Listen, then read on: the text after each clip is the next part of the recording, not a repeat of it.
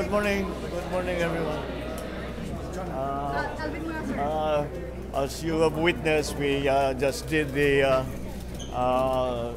quick briefing on the effects of Typhoon Enteng in Rizal, specifically, and also the responses of the rest of the agencies around the country, because Enteng is not only localized here in this area, but dumaan na sa Northern Luzon. So we are just having to deal with a very large volume of water that rained upon all of the affected areas. And what we had before in terms of flood control, in terms of controlling the flow of water, which was sufficient for many, many years, it turns out now is no longer sufficient, and we have to come up with new strategies, and that's what we discussed today. Once again, I explained, especially to the local government, Gov Nina here, and the other members of the those who are in the meeting, about what our strategies can be in terms of making sure that the water does not come into the low-lying areas anymore by building the impounding projects upstream. So. As a response, maayos naman ang response natin. Inaalala ko lang talaga dahil kung kagaya ng nangyari sa Carina na naubos lahat ng supply namin ng mga food pack, ng mga lahat ng gamit na binibigay natin as a relief response. May parating na naman na baka maging bagyo. Kaya't kailangan natin tignan na mabuti kung ano yung ginagawa natin and make sure that we have sufficient supplies for everyone. Kung mangyari talaga yon na may dumating pang bagong bagyo pagkatapos itong Enteng, handa naman tayo na meron tayong sapat na supply para naman makatulong tayo at mabigyan natin ng tulong ang mga nadaanan naging biktima ng bagyo. So that's the state of play at the moment. We will just keep responding, but at the same time, we are not only sending relief goods. We are very, very busy planning the large-scale, long-term plan. Although we already have it, we still have to. It's an old plan, and it was relevant for maybe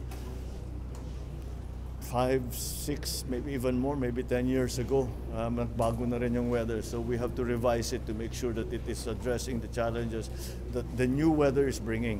And it's become very difficult for PAGASA, for our scientists to forecast this very changeable weather that we have, that has not been seen before in human history. It's it's that big a change. So, yun ang ating, that is what we have to deal with, and and I think we'll be able to manage it. But we have to come up with new strategies, new long-term solutions that might take a little time before they take effect.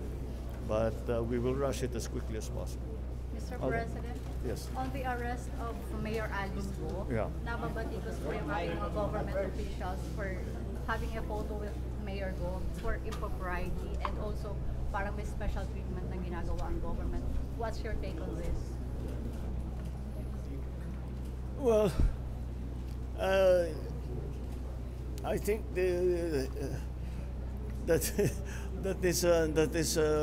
that is part of the new culture now na nagpapakuhalaga ng kahit ano. Kasi po-post nila, tignan mo, nakasama ako dito sa team na nag-aresto sa ganyan-ganyan.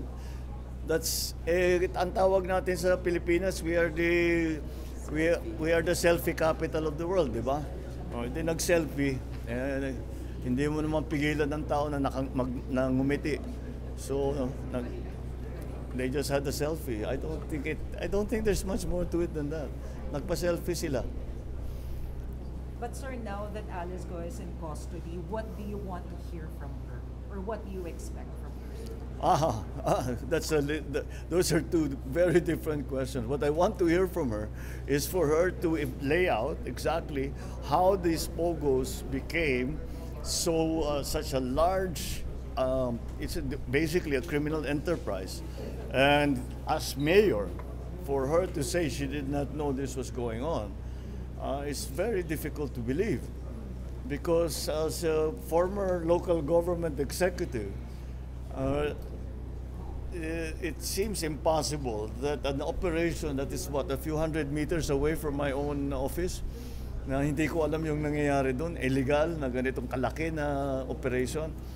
Kaya sana maipaliwanag niya kung bakit hindi niya alam at kung paano bilang isang mayor na hindi niya malaman kung ano yung nangyayari doon sa bayan niya na ganyang kalaki na problema.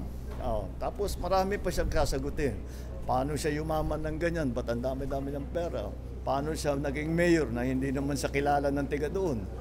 All of these things. All these questions have actually been asked by both the House and the Senate. I just hope she answers it better than her cohorts.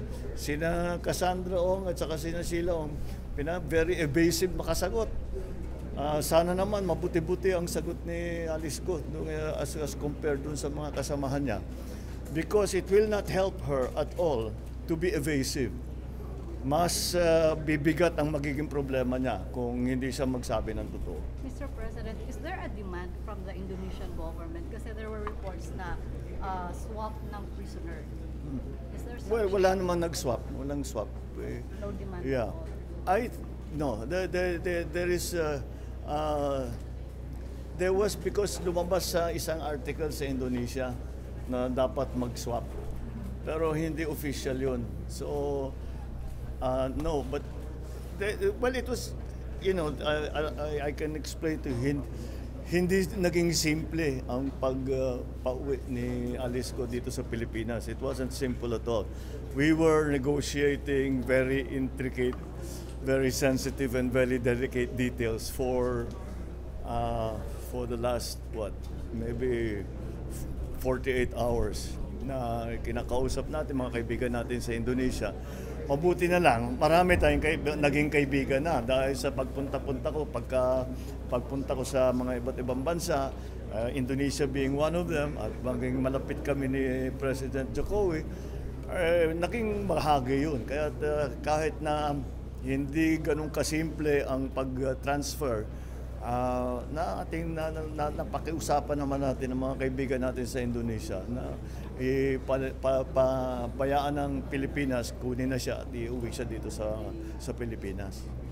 Okay, thank you, sir. Alright, maraming salamat.